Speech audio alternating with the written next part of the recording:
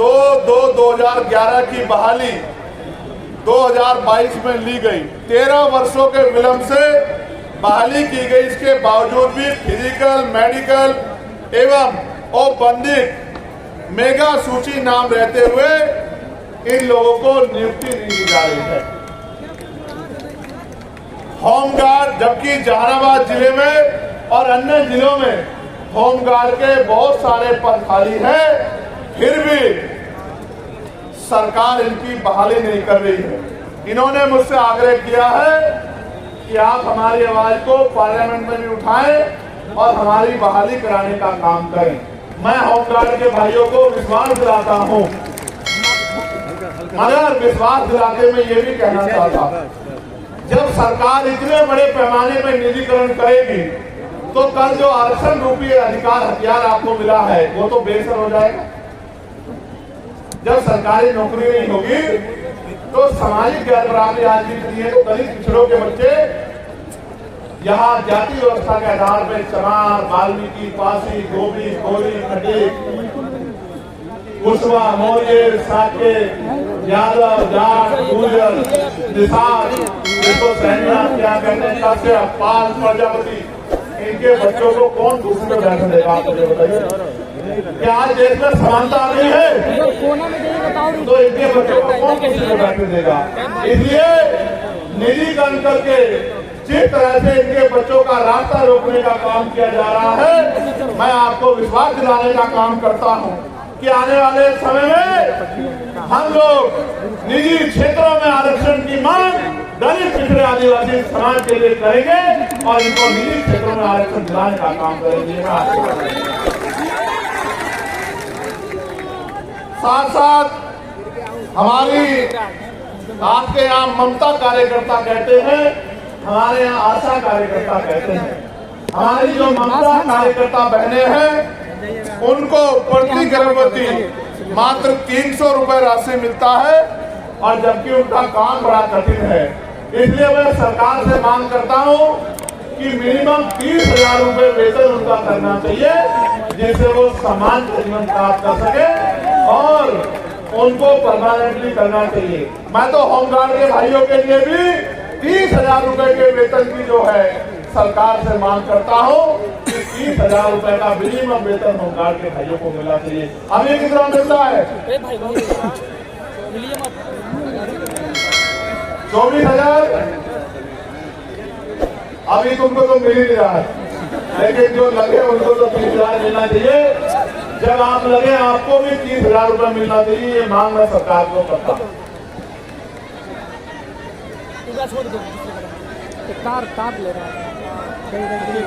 Joining भी हो रही है ना,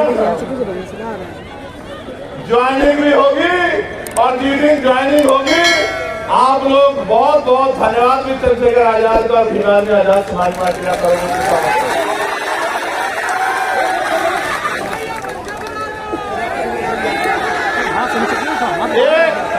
एक समस्या जो SC/ST के कर्मचारियों ने मेरे सामने रखी है, बिहार सरकार द्वारा अस्थायी स्थानांतरण कार्यकारी व्यवस्था नियमावली 2023 के तहत रोस्टर स्थगित करते हुए अनुसूचित जाति जनजाति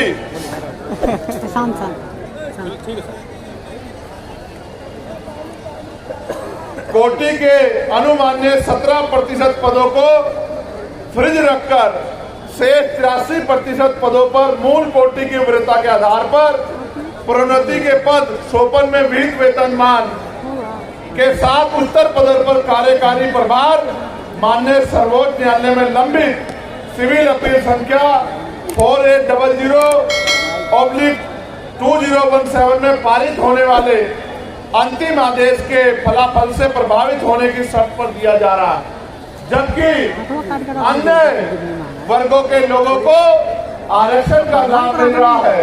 इसकी वजह से जब प्रमोशन नहीं हो रहा है तो बैकलॉग भी नहीं आ रहा है, ना नई नियुक्ति आ रही है और ना ही हमारे मूल पदों से प्रमोशन हो पा रहा है, जिसके कारण कर्मचारियों को परेशानियों का सामना करना पड़ रहा है। मैं इस मंच के माध्यम से शेड्यूल कास्ट शेड्यूल ट्राइब के कर्मचारियों से कहना चाहता हूं कि अब मैं दिल्ली जाके पार्लियामेंट में और वेलफेयर कमेटी में आपका मामला जो है रखने का काम करूंगा।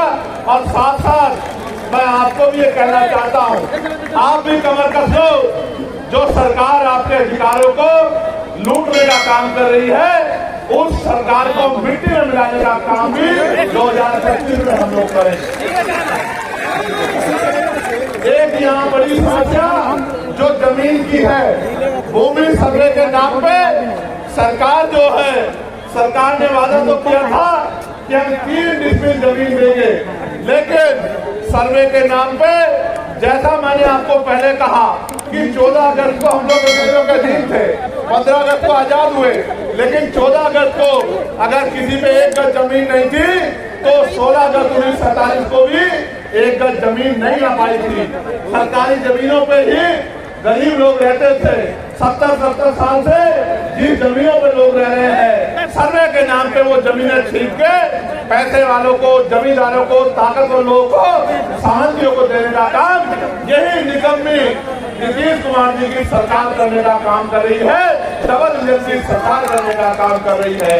मैं सरकार को कहना चाहता हूँ, अपनी बुरी मंशा से की जा रही इस योजना को सरकार तत्काल रोक के जमीनों के अधिकार को सुरक्षित करने का काम करे, वरना तो सरकार याद रखे, जल जंगल जमीन बचाने के लिए सरकार से हर तरह की लड़ाई लड़ने का काम हम यहाँ से लेकर दिल्ली तक करेंगे और अपने लोगों की जमीन को किसी भी कीमत पर सरकार को छीनने हम लोग नहीं देंगे।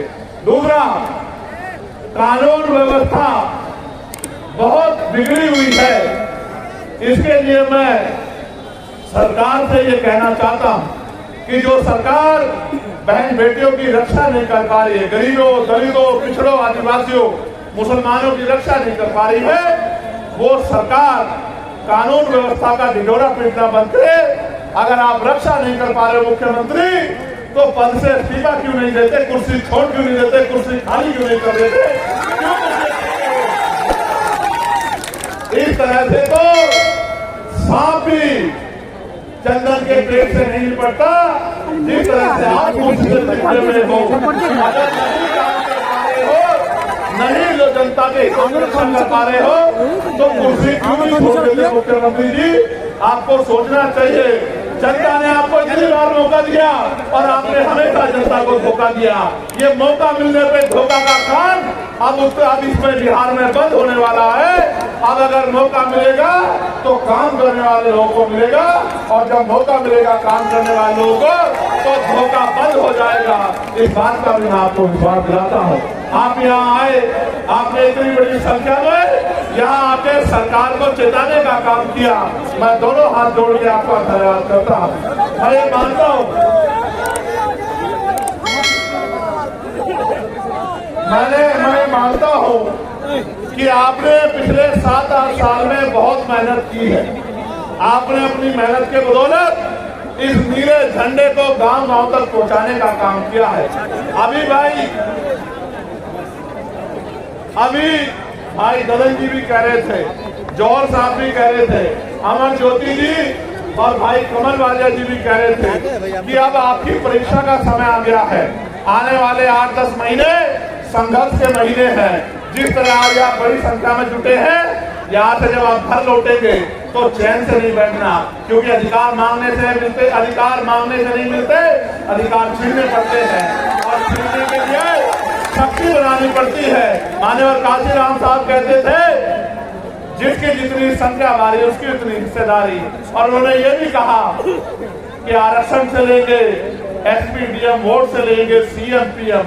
उन्होंने ये भी कहा कि मान लो तो हार और ठान लो तो जीत। अगर आप ठान लोगे तो ये निकम्मी सरकारें भी हटेंगी और आपके हाथ में भी ताकत आएगी। तो मैं अपने गांव के कार्यकर्ता से कहना चाहता हूं कि वो आज से रजिस्टर बनाने और एक एक घर को जोड़ के भाईचारा बनाने का काम करे, बहुजन समाज में एकता बनाने का काम करे, अपनी शक्ति बनाने का काम करे और आने वाले समय में संघर्ष के बलबूते किसी आगे हाथ फैलाने वाला नहीं, कलम की ताकत अपने हाथ में लेके लोगों के भविष्य को बदलने वाली शक्ति अपने हाथ में सत्ता के रूप में लेने का काम करे।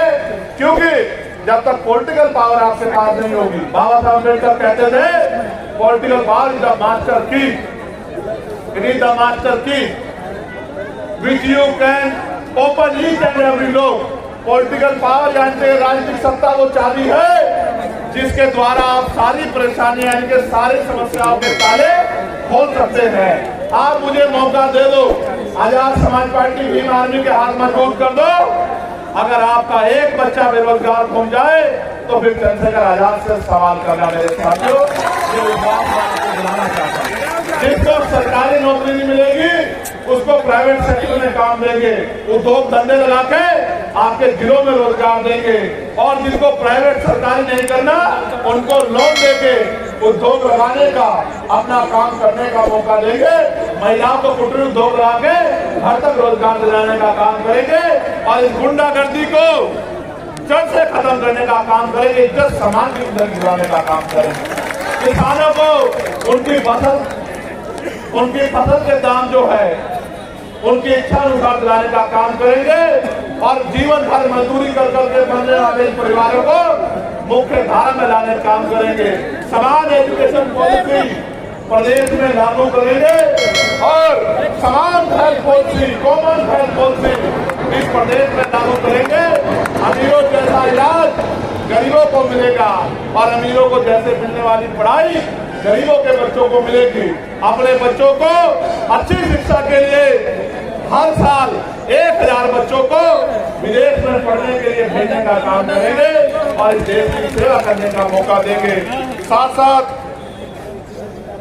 2010 टोला सेवा संस्करण बोर्ड के नाम पर अभी तक बहाली नहीं हुई है। कितनी समस्या बताओगे? मैंने आपको समाधान बता दिया है। हिम्मत करके आजाद समाज पार्टी भीम आर्मी के साथ खड़े हो जाओ, एक समस्या नहीं रहेगी और आप मांगने वाले नहीं देने वाले बन जाओगे। और जिन साथियों ने अपनी समस्याएं दी है, जो राष्ट्रीय स्तर की उन पर राष्ट्रीय स्तर पे और जो प्रदेश स्तर की उन पर प्रदेश स्तर पे मुहिम चला के संघर्ष किया जाएगा और आपकी मांगे पूरी करवाने का काम हम लोग करेंगे। बहुत बहुत धन्यवाद। जय भीम, जय भारत, जय संविधान, जय मंडल, जय जोहार, जय जवान, जय किसान।